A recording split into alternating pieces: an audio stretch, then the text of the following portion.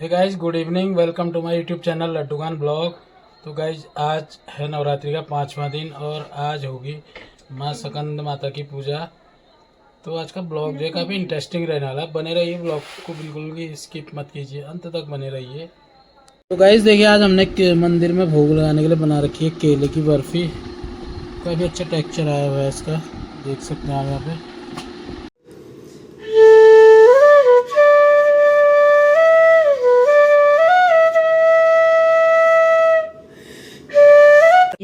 बच रही है। हाँ।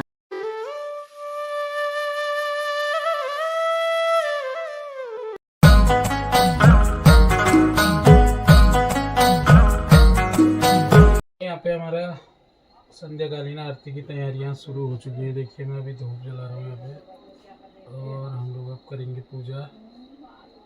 तो बिल्कुल भी वीडियो को स्किप मत कीजिए, बने रहिए। चलो, ओम सूर्याय नमः, ओम चंद्राय नमः, ओम गौराय नमः, ओम भूमाय नमः, भगवती माताय नमः, लक्ष्मी माताय नमः, मुरारी देवताय नमः, शिखर बनार देवताय नमः, बंजाण देवताय नमः, गलजू गल देवताय नमः, हे भैरवनाथ स्वामी, हे पशु देवताय भगवान भैरवनाथ स्वामी।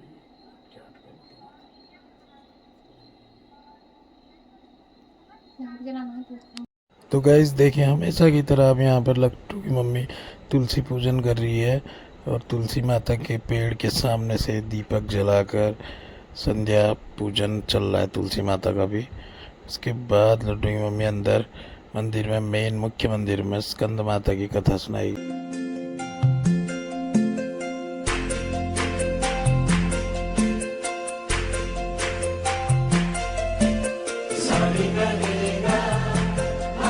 गाइस देखिए, यहाँ पे हमारे हो चुकी है धूप बत्ती पूरी हो चुकी है मंदिर पे। और यहाँ पर देखिए, अब लड्डू की मम्मी अभी आपको सुनाएगी आज स्कंद माता की कथा, जो कि 5वीं नवरात्रि के दिन होती है। वैसे आज है 6ठा दिन, परंतु नवरात्रि है आज पंचमी। तो पंचमी के दिन होती है माँ स्कंद माता की पूजा। तो यहाँ पर बने रहिए, काफ़ी रोचक कथा है माता की, सुनिए ध्यान लगा के। स्कंद माता नवरात्रि की 5वीं दुर्गा शक्ति की कथा।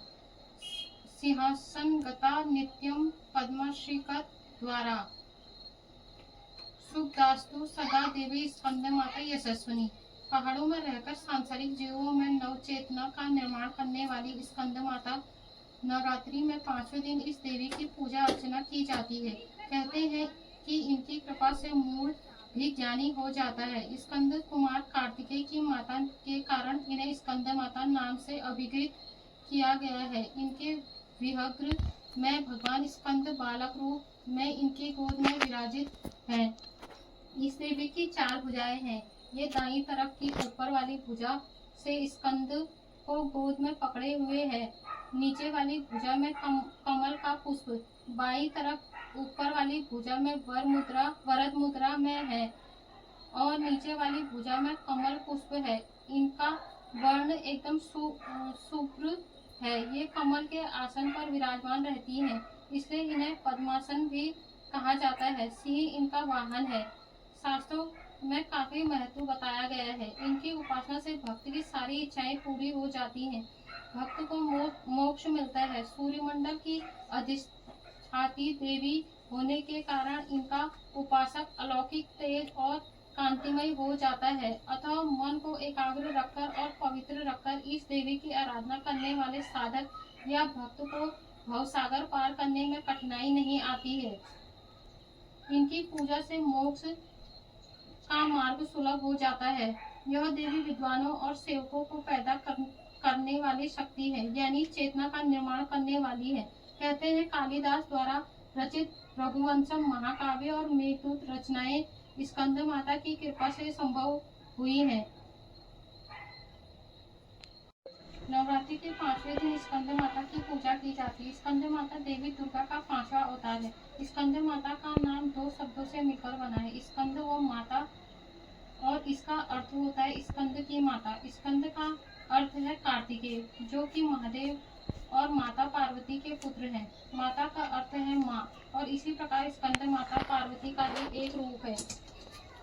कथा माँ स्कंद माता की 4 भुजाएं हैं। माँ के एक हाथ में कार्तिका को पकड़े हुए और उनके दूसरे और तीसरे हाथ में कमल का पुष्प है। अपने चौथे हाथ से स्कंद माता अपने भक्तों को आशीर्वाद देती है। स्कंद माता की सवारी एक शेर है। स्कंद माता विशुद्धि चक्र की अधिष्ठाती देवी है। विशुद्धि चक्र हमारे गले के उभरे हुए भाग के ठीक नीचे स्थित होता है। माँ स्कंद माता की सच्चे मन से पूजा करने से विशुद्धि चक्र जागृत हो जाता है, जो वरी की सिद्धि प्राप्त होती है। माँ स्कंद माता का वाहन मयूर भी है, इसलिए उन्हें मयूर वाहन के नाम से भी जाना जाता है। इनका वर्ण यानी त्वचा का रंग शुभ्र है। माता हमेशा कमर पर विराजित रहती है और इसलिए वह पद्मासना देवी के रूप में भी मानी और पूजी जाती है। माँ स्कंद माता का पूर्ण रूप से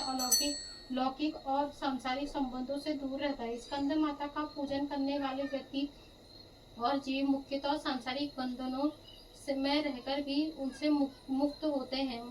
माँ दुर्गा के स्कंद माता अवतार की ऐसी मान्यता है कि माता सती द्वारा अपने देह त्यागने के बाद भगवान शिव ने खुद को सजा देने के लिए स्वयं को सांसारिक बंधनों से दूर कर लिया था और एक तपस्वी के रूप में पहाड़ों के बीच में कड़ी सर्दी में तपस्या करने चले गए थे। इसी दौरान तारकासुर और सुरपदन नाम के 2 राक्षसों ने देवताओं पर हमला कर दिया। उस वक्त देवताओं की मदद करने के लिए कोई नहीं था। तारकासुर और सुरपदन नाम के 2 राक्षसों को ब्रह्मा जी द्वारा यह वरदान प्राप्त था कि उनको मारने के लिए शिव जी की संतान को ही आना होगा। उन राक्षसों ने चारों ओर कलह का माहौल बनाया हुआ था और अपने आसपास हर किसी को परेशान करके रखा था। इन दोनों राक्षसों के अत्याचारों को देख देवतागण भी चिंतित थे। तभी सभी देवतागण भगवान विष्णु के पास गए और उन्हें अपना दुख सुनाया, परंतु विष्णु जी ने उनकी मदद नहीं की। विष्णु जी ने मदद न मिलने पर देवताओं ने नारद जी के पास जाने की सोचा। उन्होंने नारद जी से कहा, यदि वह माता पार्वती से भगवान शिव को पति के रूप में पाने के लिए तपस्या करने को कहेंगे, तब शायद भगवान शिव उनसे शादी कर लेंगे और उनके मिलन से महादेव की संतान जन्म ले और जो राक्षस का वध कर सकेगी। इसलिए नारद जी के कहे अनुसार माता पार्वती ने भगवान शिव को पति के रूप में पाने के लिए घोर तपस्या की और उनकी भक्ति से खुश होकर भगवान शिव ने उनसे विवाह करने का निर्णय लिया। विवाह के पश्चात माता पार्वती और भगवान शिव की ऊर्जा से एक बीज का जन्म हुआ। बीज के अत्यधिक गर्म होने के कारण उसे अग्निदेव की सरस्वती नदी से सुरक्षित रखने के लिए सौंप दिया गया। अग्निदेव भी उसकी गर्मी सह नहीं पाए, इसलिए उस बीज को गंगा को सौंप दिया, जो उसे आखिर में सरवाना झील में ले गई, जहाँ माता पार्वती पहले से ही पानी के रूप में मौजूद थी और उस बीज को धारण करते हुए वह गर्भवती हो गई। कुछ समय पश्चात कार्तिकेय ने अपने 6 मुखों के साथ जन्म लिया। कार्तिकेय के जन्म के बाद उन्हें तारकासुर और सुरपादन का विनाश करने के लिए तैयार किया गया।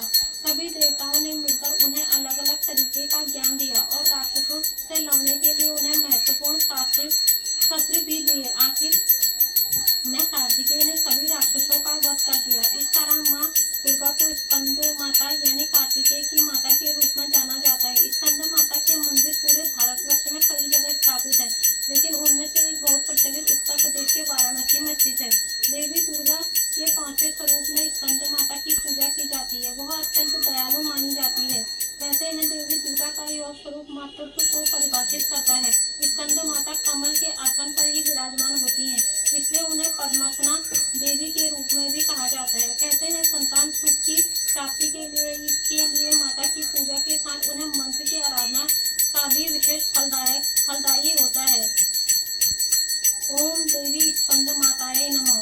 ओम देवी स्कंद माताये नमः। यावत हरि ब्रह्मा शिवरी ओम जय अम्बे गौरी सिंदूर विराजे पुष्प गल पुष्प गलमाला कंठन पर साधे देवत सूर जन मुनि शुंभ विदारे महिषा सूर धाती मैया महिषा सूर धाती धूम्र विलोचन नैना धूम्र विलोचन नैना पटरानी ओम जय अम्बे गौरी 64 योगिनी मंगल गावत नित्य करत भैरू आचार अति शोभित खड्ग खपर धारी मैया खड्ग खपर धारी बेजी की आरती जो कोई नर गावे मैया जो कोई नर गावे कहत शिवानंद स्वामी कहत शिवानंद स्वामी सुख संपत्ति पावे ओम जय अम्बे गौरी।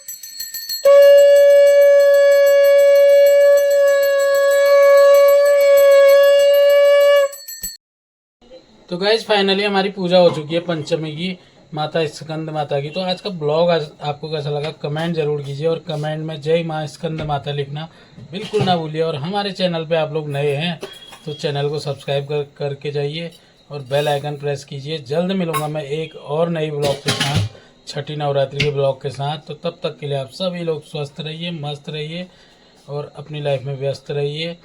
फेसबुक पेज मेरा लड्डूकान ब्लॉग नाम से, उसे भी आप फॉलो कीजिए और इंस्टाग्राम पे आप मुझे लड्डूकान ब्लॉग के नाम से सर्च कर सकते हैं। तो जल्द मिलते हैं एक और नए रोचक ब्लॉग के साथ। तब तक के लिए सभी लोगों को जय माता दी।